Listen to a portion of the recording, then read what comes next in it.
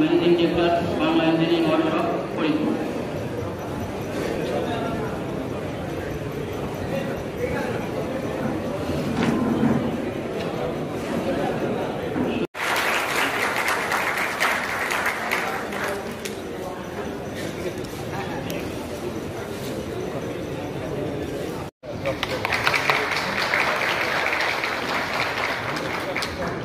আমাদের অডিটোরিয়ামে দক্ষিণ প্রান্ত ফাঁকা আছে,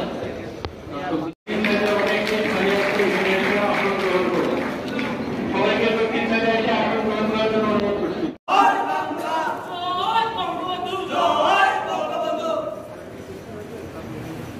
সম্মানিত সুধী,